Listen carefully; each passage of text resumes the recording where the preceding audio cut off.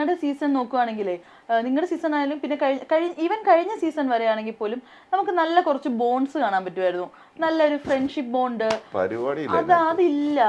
ഞാൻ ഇങ്ങനെ ആലോചിച്ചു, ഇപ്പൊ അനീഷ് ഷാനവാസ് ആ ഫ്രണ്ട്ഷിപ്പ് പോലും ഷാനവാസ് ഇവനെ സിസ്റ്റമാറ്റിക്കലി പൊളിക്കാൻ വേണ്ടിട്ട് കൊണ്ടു നടക്കുന്ന സാധനമാണ്. കാരണം ഷാനവാസിന് നല്ല അതിനകത്തുള്ള എല്ലാവർക്കും അറിയാം വൈ അനീഷ് പോയി ദൂരെ പോയിരിക്കുന്നത് എന്തിനാ, എന്താ കാര്യം. ഞാൻ അവിടെ ചെന്നപ്പോ എപ്പോഴും നീ എന്തിനാ അവിടെ ഇരിക്കുന്നത്, ഇവിടെ വന്നിരുന്ന്. അല്ല ഞാനിങ്ങനെ നമ്മൾ വേണ്ട, നീ അവിടെ ഇരുന്ന് കഴിക്കണ്ട, ഇത്രയും വലിയ ഡൈനിങ് ടേബിള് നമ്മൾ 8 പേര് കഴിക്കാതിരിക്കുകയാണ്, ഇവനൊങ്ങ് അറ്റം പോര്. ഞാൻ നീ എന്താ ഒറ്റയ്ക്ക് ഇരുന്ന് കഴിക്കുന്നത്, ഇവിടെ വന്നേ. അല്ലാതെ ഞാൻ നീ ഇവിടെ വന്നിരി എന്ന് പറഞ്ഞാൽ എൻ്റെ കൂടെ ഇരുത്തി കഴിപ്പിക്കും. ഇതൊരു സ്ട്രാറ്റജിയെ ഇവൻ ആരോ പഠിപ്പിച്ച് വിട്ടുകൊടുത്തിട്ടുണ്ട്. കാരണം ഇവരൊക്കെ സെലിബ്രിറ്റീസ്, നീ കോമണർ എന്ന് പറഞ്ഞ് പിടിച്ചോണെന്ന്.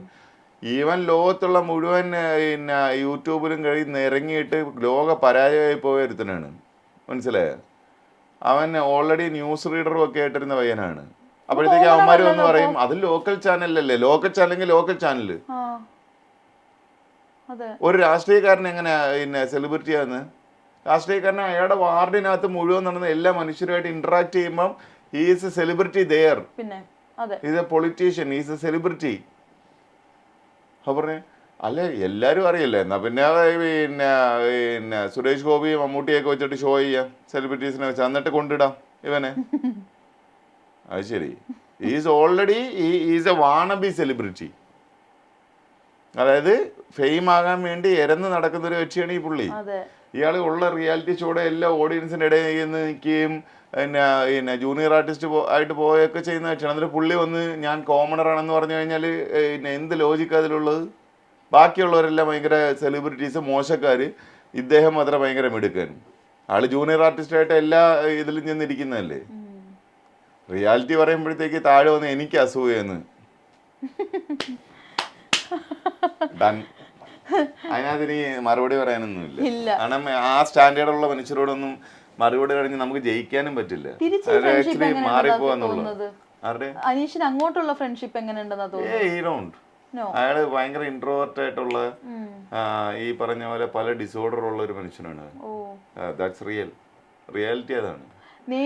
ഒന്നുമില്ല, ജയിക്കണം, പുള്ളി വിൻ ചെയ്യണം, എന്നിട്ട് വെളിയിൽ വരണം, വന്നിട്ട് സൊസൈറ്റിക്ക് വേണം. അല്ലെന്നുണ്ടെങ്കിൽ ഇതിന്റെ അർത്ഥം ഇത്തരത്തിലുള്ള മനുഷ്യരാണ്. കാരണം മനുഷ്യരെ കണക്ട് ആകുന്ന അങ്ങനെയാണല്ലോ നമ്മുടെ സൊസൈറ്റിക്കകത്ത് എന്നുള്ളതാണ്. അകത്ത് കയറിയതിന് ശേഷം അല്ലാണ്ട് ആരെങ്കിലും ഒക്കെ ജെനുവിനാന്ന് ഫീൽ ചെയ്തിട്ടുണ്ടോ ശരിക്കും പറഞ്ഞാല്? ജെനുവിനാണെന്നൊക്കെ ചോദിച്ചു കഴിഞ്ഞാൽ ഇപ്പൊ എല്ലാവരും ജെനുവിനാണ്, പക്ഷെ വിഷയം എന്ന് പറയുമ്പോൾ ഇവർക്കൊന്നും അതിനകത്ത് എന്ത് ചെയ്യണമെന്ന് അറിഞ്ഞൂടെ പാനിക് ആയിട്ടുള്ള മനുഷ്യൻ. ഇൻഡിവിജ്വലി പേഴ്സണലി എല്ലാവരും നല്ല പിള്ളേര്. ഇവരുടെ ഈ ഫുഡിന്റെ കേസ് സത്യം പറഞ്ഞാല് ഫുഡില്ല, പക്ഷെ ഞാൻ ചെന്ന ആഴ്ചയിൽ ഫുഡ് ഉണ്ടായിരുന്നു, ഇഷ്ടം പോലെ ഫുഡ് ഉണ്ടായിരുന്നു. നിങ്ങളുടെയൊക്കെ സീസണിൽ കഴിഞ്ഞ സീസൺ വരെ മുട്ടയും പാലും ഒക്കെ കൊടുക്കുന്നുണ്ടെന്ന് അല്ലായിരുന്നു, പക്ഷെ ഇവർക്ക് ഇതൊന്നും കട്ട് ഡൗൺ ചെയ്തായിരുന്നു. പക്ഷെ ഞാൻ ചെന്നപ്പം ഇഷ്ടം പോലെ ഫുഡ് അതിനകത്ത് കിടപ്പുണ്ട്. അപ്പൊ ഞാൻ ഇടയ്ക്കിടയ്ക്ക് പറയുന്നുണ്ടായിരുന്നു അതിനകത്ത്, എടാ സദ്യ വെക്കാനുള്ള സാധനം ഉണ്ടല്ലോ, നമുക്ക് ഇന്ന് ഉച്ചയ്ക്ക് ഒരു 4 ഐറ്റം സാധനം ഉണ്ടാക്കുന്നു. കിച്ചൺ ടീമിന് ഉണ്ടാക്കാൻ വയ്യ, അതാണ് ഇതിനകത്ത്. ഇതുവരെയുള്ള ബിഗ് ബോസ് ഒക്കെ കാണുന്ന സമയത്ത് ഈ കിച്ചൺ ടീം യൂഷ്വലി ഒരു 6 മണി സമയത്തൊക്കെ എണ്ണിട്ട് അവര് കയറുന്ന കാണാം. പക്ഷെ ഇവിടെ ഈ സീസണിൽ മാത്രമേ നമ്മൾ കാണുന്നുള്ളൂ ബ്രേക്ക്ഫാസ്റ്റ് 11 മണിക്കും ലഞ്ച് 3 മണിക്കും കിട്ടും. അവരൊന്നും ചെയ്യുന്നില്ല. നമ്മളെ സമയത്തും അതിന് ശേഷമുള്ള സീസണിലും രാവിലെ ആളുകൾ എണീറ്റ് പരിപാടി ആരംഭിക്കും. അപ്പൊ ഞാൻ ഉറങ്ങാതിരുന്നോണ്ട് എനിക്ക് കറക്റ്റ് ആയിട്ട് കാണാൻ പറ്റി. അന്ന് തന്നെ ഞാൻ ചെന്നതിന്റെ അന്ന് നമ്മുടെ ക്യാപ്റ്റൻ ആരായിരുന്നു, നൂറയല്ലേ? ആദില, സോറി. അവൻ പാട്ടിട്ട് രാവിലെ. അപ്പൊ ഞാൻ നോക്കിക്കൊണ്ടിരിക്കുക. അപ്പൊ എനിക്ക് ഡാൻസ് കളിക്കാൻ അറിയുന്നൊരുത്തരൊന്നുമല്ല ഞാൻ. എനിക്ക് ഡാൻസ് കളിക്കാൻ കഴിവില്ലാത്ത ഒരാളാണ്. അപ്പൊ ഞാൻ പക്ഷെ അവിടെ ചെന്നിങ്ങനെ നോക്കിക്കൊണ്ടിരിക്കുന്നത് ആരൊക്കെ വരുന്നു. അതിലെ വന്നതേ ഇല്ല. ലാസ്റ്റ് ഞാൻ വാഷ്റൂമിൽ കയറിയപ്പോൾ അതിലെങ്ങനെ പോണ്. അപ്പോൾ ഞാൻ ചോദിച്ചു ഡാൻസിന് പറഞ്ഞു, ഞാൻ വാഷ്റൂമിലായിരുന്നു. ഞാൻ പറഞ്ഞു യു ആർ ദ ക്യാപ്റ്റൻ, നിങ്ങളല്ലേ ആദ്യം എണീറ്റ് വരേണ്ടത്. പോയി എല്ലാരും ചത്തേ ചതഞ്ഞ്. അവർക്കതൊരു മാറ്ററല്ല. ഞാൻ പറഞ്ഞു 7 പ്രാവശ്യം ബിഗ് ബോസ് ആ ട്രാക്ക് പ്ലേ ചെയ്തിട്ട് ആ കാസറ്റിന്റെ വള്ളി പൊട്ടി. അങ്ങനെ അവർ നിർത്തിയേ.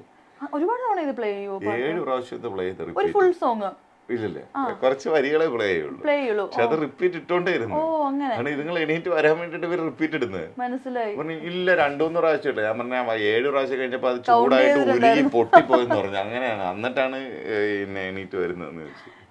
അത് കഴിഞ്ഞാണ് ഞാൻ വെളിയിൽ കൊണ്ടുപോയിട്ട് മറ്റേ ഫ്രെയിം ബ്യൂട്ടി കാണിച്ചു കൊടുത്തത്. അല്ല നിങ്ങളുടെ സീസണിലൊക്കെ എന്ന് പറയുമ്പോഴത്തേക്ക് വഴക്ക് എന്തായിരുന്നു ഇന്നത്തെ കണ്ടന്റ് നോക്കിയോ നമുക്ക് വഴക്ക് പറയാൻ ഒരു കണ്ടന്റ് ഉണ്ട്, ഇന്നാൾ ഇത് ചെയ്തു. ഈ സീസണിലാണെങ്കിൽ കേക്ക് മുറിച്ചപ്പോൾ ഒരു പീസ് കൂടുതൽ എടുത്തു, കോഫി പൗഡർ കൊണ്ട് അവിടെ വെച്ചു, ഇങ്ങനത്തെ ഉള്ള ലാലേട്ടനുള്ള എപ്പിസോഡിൽ ഒരു ലാലേട്ടന്റെ ഫ്രണ്ടിൽ നിന്ന് കേക്ക് മുറിച്ചിട്ടൊക്കെ അടി ഉണ്ടാവുന്ന കാണുമ്പോൾ അതൊക്കെ നമുക്ക് ഭയങ്കര വിയേർഡായിട്ടാണ് ഫീൽ ചെയ്യുന്നത്. ഇവരെന്താ ഇങ്ങനെ ബിഹേവ് ചെയ്യുന്നത്? എന്താണെന്നറിയാമോ, ഈ ഒരു കോമൺ എറ്റിക്വിറ്റ് എന്ന് പറയുന്ന ഒരു സാധനമുണ്ട്. അതിന്റെ ഒരു മാനേഴ്സ് എന്നൊക്കെ പറഞ്ഞ് കുറെ സാധനങ്ങൾ. അപ്പൊ അത് മെയിൻറ്റെയിൻ ചെയ്യാൻ പറ്റാത്ത ഒരു വിഷയമായിരിക്കും. ഇപ്പൊ നമ്മളൊരു സദസ്സിൽ പോകുമ്പോൾ എങ്ങനെ അവിടെ ഇരുന്നപ്പോഴത്തേക്ക് നമ്മുടെ ആദില നൂറ അനു എൻ്റെ അടുത്തൊരു ചോദ്യം ചോദിച്ചു.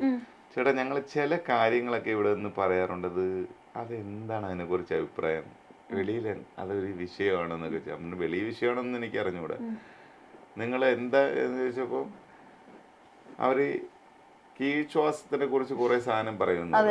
അപ്പൊ ഞാൻ ചോദിച്ചു, ഇപ്പൊ അനുമോള് ഓൾറെഡി ഇൻഡസ്ട്രിയിൽ ഉള്ള ആളാണ്. അനുമോൾ വലിയ റിയാലിറ്റി ഷോസ് ഒക്കെ ചെയ്യുന്ന കക്ഷിയാണ്, പിന്നെ അവാർഡ് ഫംഗ്ഷനൊക്കെ പോകുന്ന കക്ഷിയാണ്.